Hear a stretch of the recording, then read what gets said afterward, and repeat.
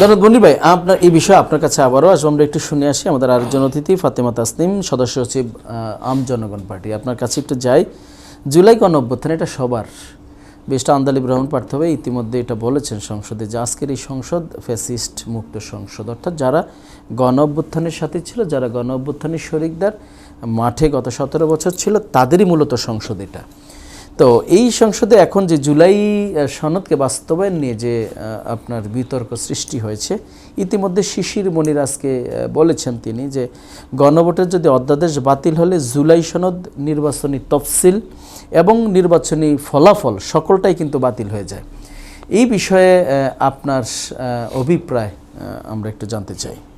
ধন্যবাদ এন্টার টিভির দর্শক এবং আমার সাথে বিজ্ঞ আলোচক রয়েছেন, এবং আপনাকেও সালাম ও শুভেচ্ছা। এখন যে বিষয়টি আপনি বললেন এটি অত্যন্ত দুঃখের সাথে ভারাক্রান্ত হৃদয় বলতে হয়।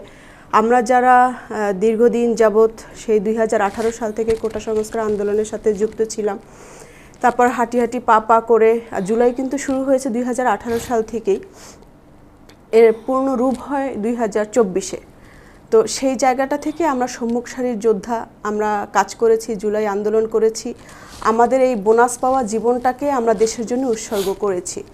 জুলাইকে নিয়ে যত কন্ট্রোভার্সি করবে, জুলাইকে তত হালকাভাবে দেখা হবে। আমাদের যে ফ্যাসিস্ট পার্টি রয়েছে তারা তত আমাদেরকে নিয়ে টিটকারি মশকরা করা হচ্ছে। সোশ্যাল মিডিয়ায় বলেন বা অনলাইন অফলাইন সব জায়গায় আমাদেরকে নানাভাবে আমাদেরকে বুলিং করছে। বিশেষ করে নারী হিসেবে তো একটা জায়গা থেকে আমাদেরকে সবসময় সাইবার বুলিংয়ের মধ্য দিয়ে যেতে হয়, সেটি অন্য একটি বিষয়।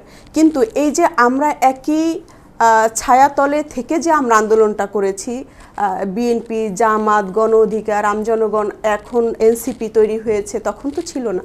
তো আমরা সকলকে ছাত্র জনতা নিয়ে কিন্তু আন্দোলনটা, এটার মাস্টার মাইন্ড এককভাবে কেউ এখানে হতে পারে না। যে বলে সে অসত্য বলে। তো সেই জায়গা থেকে বলতে চাচ্ছি, কোনো একটি নির্দিষ্ট কোনো রাজনৈতিক দল থেকে, নির্দিষ্ট কোনো ব্যক্তির থেকে এই আন্দোলনের ডাক হয়নি। ছাত্র জনতার গণঅভ্যুত্থানের মধ্য দিয়ে কিন্তু এই পরিবর্তন হয়েছে। এখন এটাকে যত আপনি আইনি ধারা দেখাবেন, আপনারা ততটাই বিতর্কিত হবেন, আমরা ততটাই বিতর্কিত হব।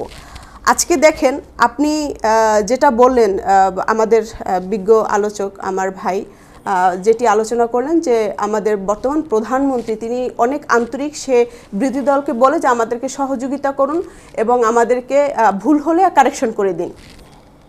তো এখন সেই কারেকশনটা তো সংসদে আলোচনা হয়েছে, সেটা যদি মেনে নেওয়ার মতো পর্যায়ে থাকতো তাহলে তো আজকে 11 দলীয় জোট আজকে সেখানে আন্দোলনের ডাক দিত না।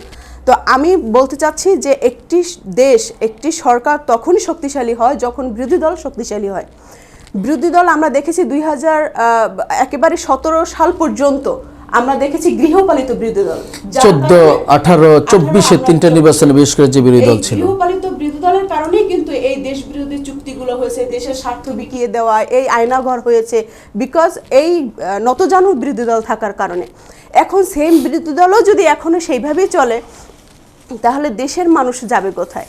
অনেক আশা আকাঙ্ক্ষার মধ্য দিয়ে এই নির্বাচন হয়েছে, সেই নির্বাচনে অনেকে আমরা শুনেছি বলে যে নির্বাচন সুষ্ঠু হয়েছে, কিন্তু ফলাফলের জায়গা থেকে এখানে ইঞ্জিনিয়ারিং করা হয়েছে।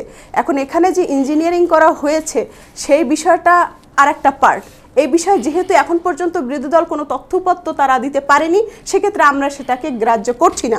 কিন্তু অ্যাজ এ জুলাই যোদ্ধা হিসেবে আমি চাই এটার যে সম্মান, জনগণের যে রায়, সেই রায়টাকে বর্তমান সরকার তারা এটাকে সম্মান করুক এবং এটার বৈধতা দেওয়া হোক। ধন্যবাদ। শনিবার 11 দলীয় জোট কিন্তু বিক্ষোভ ডাকছে রাজপথে আর কি। তো 1.5 মাসের মাথায় সংসদ গঠিত হওয়ার 1.5 মাসের মাথায় কি জনগণ আবারও কি সংঘাতের দিকে যাচ্ছে কিনা, সংশয় আছে কিনা, এতে কি মনে করছেন? দেখুন, যেই সমস্যা সংসদে সমাধান না হয় সেই সমস্যা অবশ্যই রাজপথে সমাধান হওয়ার অধিকার রাখে। মানুষ জনগণের জন্য রাজনীতি করে। এখন যে জনগণের স্বার্থে কথা বলবে, কাজ করবে, সেটা আলোচনার টেবিলে যদি সমাধান না হয় সেটা নিশ্চয়ই রাজপথে চলে আসবে। আমরা এই যে 31 দফা যে তারা দিয়েছে সেটি পূরণ করার জন্য অনেক সময় তারা সেটি বলে বের হতে পারেনি নানা প্রতিকূলতার মধ্য দিয়ে, কিন্তু সেটার জন্য কিন্তু আমরা রাজপথে ছিলাম। আপনি ছিলেন, আমি ছিলাম, XYZ আরও বিভিন্ন ধরনের রাজনৈতিক দলের নেতারা ছিল। সেই সংস্কারের বিষয়টা কিন্তু এ পর্যন্ত এসেছে। আপনারা দেখেছেন যে সংস্কার কমিশনের আলী রিয়াজের প্রায় 1 কোটি টাকা চা বিস্কিট খরচ হয়েছে।